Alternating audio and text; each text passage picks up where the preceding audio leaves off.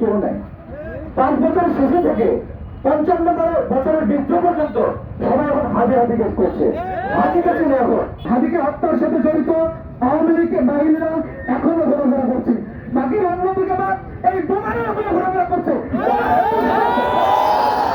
আমরা প্রশাসনকে 24 ঘন্টার আলটিমেটাম দিতে চাই, অন্তত বোমারের মাটিতে কোনো প্রতিবাদিক কেউ যেন ঘরে থাকতে না পারে। যেই স্বপ্ন নিয়ে আমরা এই বাংলাদেশকে ফ্যাসিস্ট মুক্ত করেছি, আজকে সেই ফ্যাসিস্টের হাতে ক্রিম গভর্নমেন্ট যখন ক্ষমতায়, তখন কিভাবে প্রতিবাদী কণ্ঠস্বর হাতি ভাইকে গুলি করে হত্যা করা হয়। এখন হয়তো আপনারা অনেকে বুঝতে পারছেন না যে আমরা আসলে কাকে হারিয়েছি। আমরা যাকে হারিয়েছি এ বাংলার প্রাণ, এ বাংলার মুক্তা, এ বাংলার মণি। কিন্তু বড় আফসোস লাগে, বড় কষ্ট হচ্ছে, দুঃখ ভারাক্রান্ত মনে বলতে চাই যে বা যারা তাকে হত্যার চেষ্টা করেছে, মহান আল্লাহ তাআলা যেন তাদেরকে কোনোভাবেই ক্ষমা না করেন।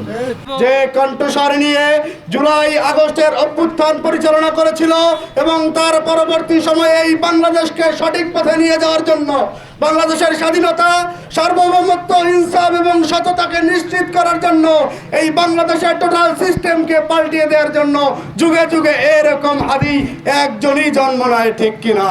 সেই হাদিকে আমরা হারিয়ে ফেলেছি। এই ফয়সাল করিম ওরফে দাউদ খান এবং আলমগীর হোসেন, তারা কারা ছিল জানেন? তারা ছিল ছাত্রলীগের সাবেক দায়িত্বশীল, ঠিক না? এই ফয়সাল করিম দাউদ খানকে কিছুদিন পূর্বেই র্যাব অস্ত্র সহ গ্রেপ্তার করেছিল। গ্রেপ্তার পরবর্তী সময়ে তাদেরকে যারা জামিনে মুক্ত করেছে তাদেরও বিচার হতে হবে।